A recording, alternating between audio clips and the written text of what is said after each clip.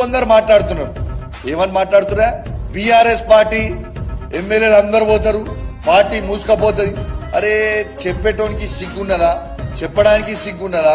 లేకుంటే అసలు మీకు సిగ్గు శరము లజ్జా మానం ఉన్నదా అని నేను అడుగుతున్నా.